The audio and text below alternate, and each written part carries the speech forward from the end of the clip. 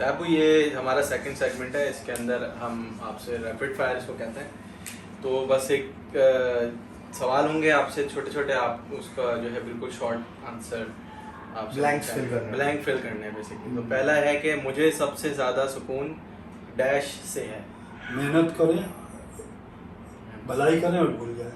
सही सही, बहुत खूबसूरत। हमने एक अच्छा काम करेंगे ना, अपने आप उसमें सुकून मिलता है। और किसी को गोलियां दें तो परेशान रहेंगे। सही बात है। अच्छा, मेरी जिंदगी में डैश ना होता तो डैश होता। जाहिर है मेहनत नहीं करते तो हम भी जो पहले हमारे बुजुर्ग काम करते रहे वही काम करते रहते। बहुत सही है। अच्छा, तीसरा मैं पूछता हूँ। डैश मेरी जिंदगी है। बस वो ये समझ लें, आपकी अपनी औलाद, आपके अपने बच्चे, अगर वो सुकून से इत्मीनान से वो ज़िंदगी आपकी, और अगर उनमें से एक भी डिस्टर्ब है तो आपके ऊपर हमेशा वजन सवार रहेगा। बिल्कुल बिल्कुल। डैश सबसे अच्छा लीडर था। ये थोड़ा सा पॉलिटिक्स हो गया। सबसे अच्छा लीडर मेरे हिसाब से जुल्फ़िकार अली भुट्टो था, लेकिन उसको लोगों ने जिंदा नहीं रहने दिया। वो होता ना, ये मुल्क काफ़ी तरक्की करता। अच्छा, सही। लोग कभी भी नहीं कहेंगे उसको। मैंने तो बहुत करीब से देखा भुट्टो को। हाँ। अच्छा। जब उसने इस्लामाबाद में सदर की हैसियत से हलफ उठाया था तो हम उसमें गए थे। अच्छा। कराची से स्पेशल ट्रेन थी, 75 रुपये जेब खर्च मिलता था हमें, खाना पीना फ्री, रिहाइश फ्री। ट्रेन के अंदर एक वो बैठा हुआ था मजिस्ट्रेट, वो सुबह 75 रुपये लेती। अच्छा, सही। उस वक्त उसके जलसे के अंदर परेड ग्राउंड, पिंडी के परेड ग्राउंड में हो रहा था ये फंक्शन। पब्लिक भी बहुत थी। जब पब्लिक आगे आने लगी ना, करीब आने के लिए, तो पुलिस वालों ने अपने हस्बे आदत डंडे मारने शुरू कर दिए।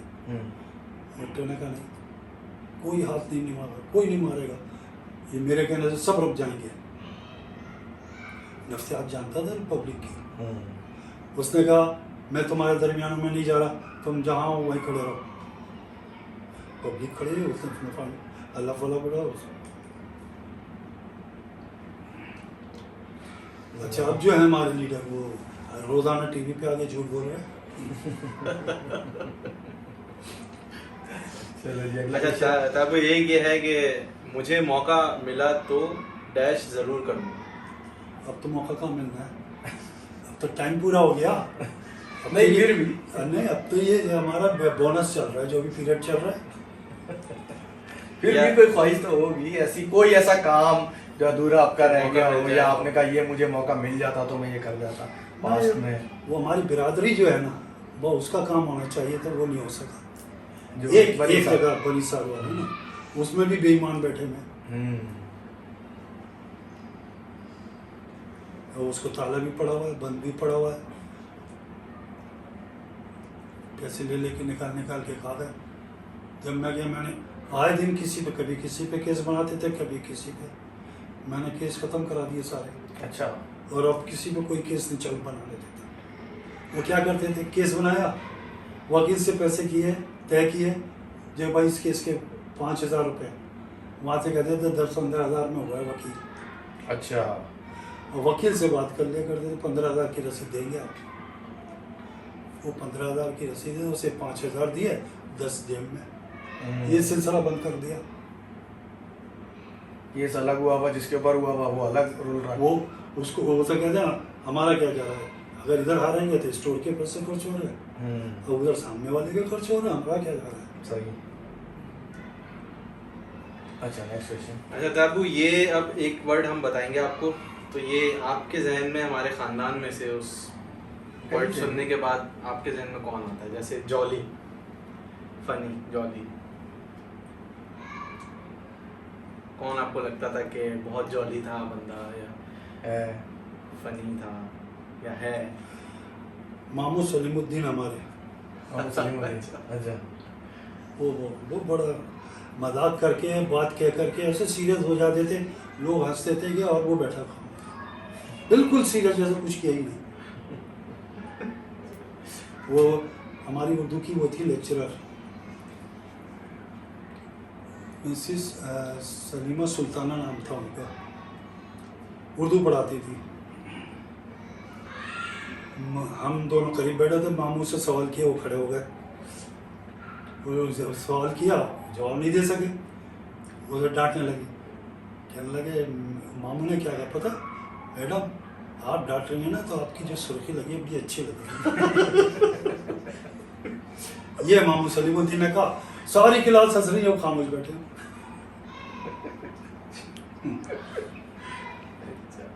स्टाइलिश स्टाइलिश तो जितना ख्याल नहीं किया, या जिसका कौन है? पहनने के कपड़े हाँ। कपड़ों का स्टाइल बड़ा अच्छा है, फैशनेबल या ऐसा ना।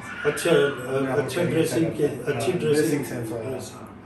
भाई एक तो मुझे, मैंने उसको देखा, क्या नाम है ये इसका, हिफ्ज़ुर रहमान, शुरू से अच्छे कपड़े पहनता है, फिट किए हुए। सही। और अब तो मैं उमर को देख रहा हूँ।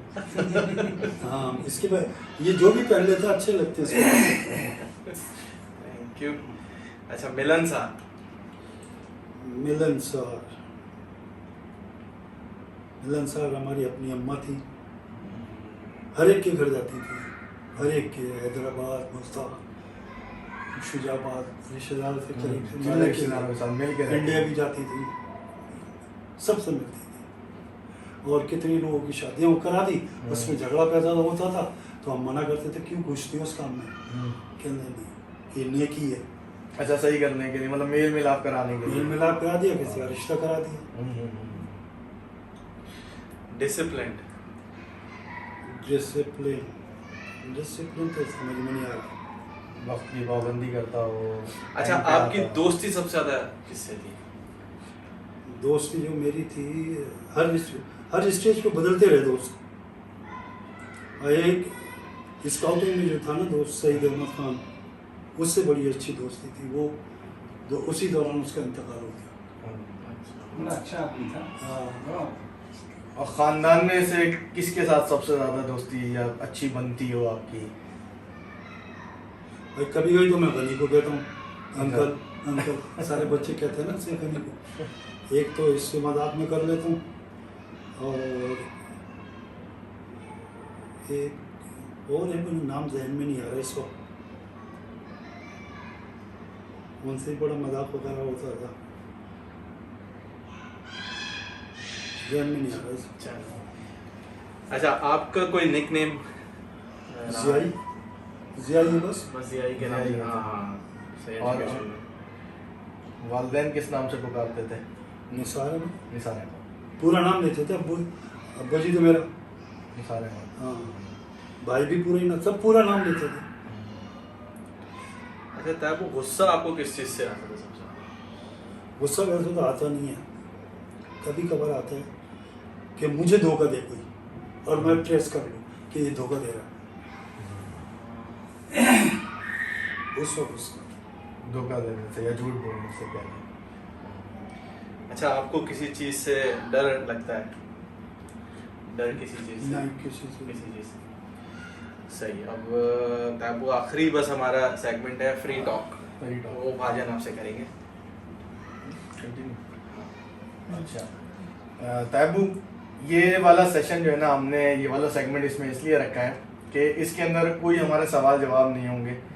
हम एक्चुअली ये करने का मकसद ये है कि हमारी जो आने वाली बच्चे हैं, नए लोग हैं, क्योंकि अब हम जो ये कर रहे हैं, ये वाला सेशन, ये 20 साल के बाद हो रहा है, एक पूरी जनरेशन चेंज हो गई है, तो बहुत सारे लोगों को आपके बारे में नहीं मालूम है, या हम ये जानना चाह रहे हैं नौजवान नस्ल के लिए कि आप सक्सेस को क्या कहेंगे, मतलब एक कामयाब ज़िंदगी जो आपकी हमारे सामने गुजरी है, इतनी लंबा पीरियड माशाल्लाह से, और हम लोग आपसे सीखते रहते हैं डेली लाइफ में चीज़ें मुख्तलिफ, कि प्रेशर को कैसे हैंडल करना है। बस एक मामला ये है इसके अंदर कि आप किसी को ये देख कर के वो कामयाबी से आगे जा रहा है, कोशिश ना करें कि उसको पीछे करें।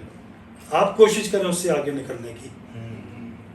अगर उससे आगे निकलने की कोशिश करेंगे तब कहीं जाके उसके बराबर पहुंचेंगे। सही। और अगर आपने कहा कि इसको मैं ये करके, तो आप भी नहीं रहोगे, उसको तो नुकसान क्या, वो तो लगा हुआ है अपने उसके अंदर, वो तो आगे जा रहा है। हाँ, उसकी दौड़ में उसके साथ शामिल है, उसको उस अच्छी बात बुरी बात जो उसको लगती है उसको बताएं, जो तुम्हें लगती है तुम बताओ कि ये बात बुरी है, सही, ये सही है। और बात वही, मेहनत कोई करता है, फसल कोई बोता है, काटता कोई है, खाता कोई है। तो उस पे है कि ये जो मैंने फसल लगाई है इसका फायदा मुझे पहुंचे ना। ये इसका एक और वाक़या बता दूं, एबटाबाद में है, शिमला पहाड़ी है, वहाँ पर हम पैदल जा रहे थे तो देखा है एक दरख्त के अंदर वो लगी हुई, क्या नाम है, इंजीर लगी हुई थी। इंजीर पकने के बाद बड़ी नरम सी हो जाती है पकी हुई, और बहुत मीठी अच्छी होती है। तो हम 4-5 थे, हाँ, दरख्त पे चढ़ गए, इंजीर तोड़ने लगे। जिस घर के साथ वो दरख्त लगा था वहाँ से आदमी निकल आया। अच्छा। हम उतर के भागने की कोशिश, उन्होंने कहा नहीं बच्चों भागो नहीं, यहाँ आओ मेरे पास। हम पहुँच गए, कहने लगे आप लोग कहाँ से आए हो? हमने कहा कराची से। कहने लगे एक बात सुनो, जितनी खानी है खाओ, मना नहीं है, लेकिन कोई शाख नहीं तोड़ना इसकी। अच्छा, क्या मैंने कहा तो शाख, कहने लगा अगर ये शाख होगी तो ये भी तो फल देगी आइंदा, हाँ। अगर ये टूट गई इसका तो फल गया। तो शाख कोई नहीं तोड़ना, खाना है जितना खाओ।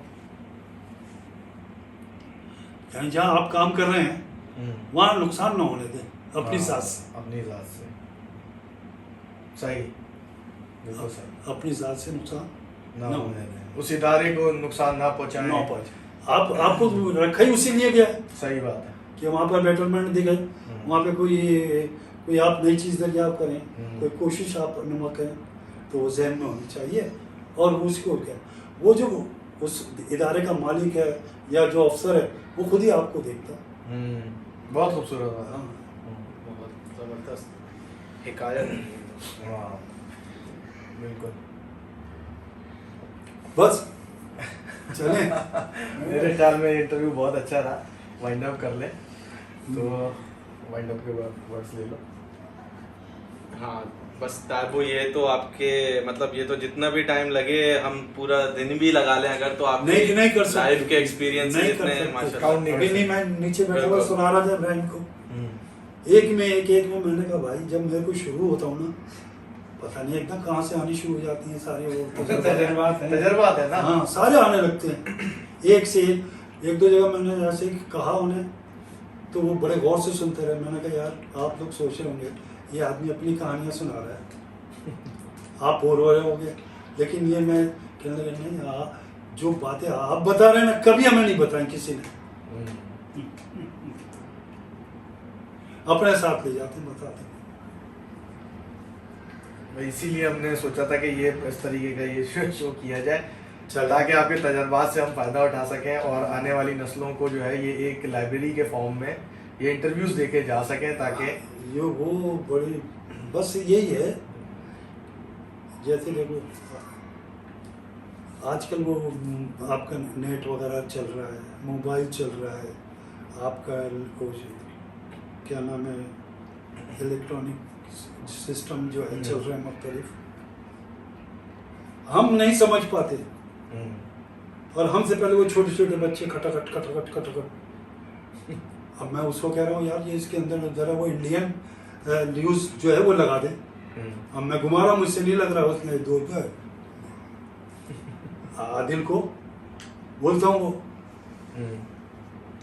तो ये इलेक्ट्रिक का ज़माना है। आप छोटा सा बच्चा देखें, आप खेल रहे हो ना, आपके पास रिमोट रखा होगा, आपको पता भी नहीं चलेगा, रिमोट उठा के वो यूं करेगा उधर, देख रहे हैं ना घर वालों को, चाहे वो उसके बटन नॉब उससे दब रहे हैं या नहीं दब रहे, लेकिन मैं वहाँ देखता हूँ, फिर कहता हूँ ये अभी से इनके से ये अदला बयान तहन इस पीरियड के लिए बनाया है लोगों का। हाँ, हमारा जमाना जो था उस वक्त के हिसाब से था। हाँ। लोग कहते हैं यार तुम्हें बड़े वक्त में ये भी नहीं आता। अबे तो भाई उस वक्त ये चीज़ें कहाँ थी। अब तो हमारा जो कंप्यूटर है उसमें जगह भी नहीं होगी।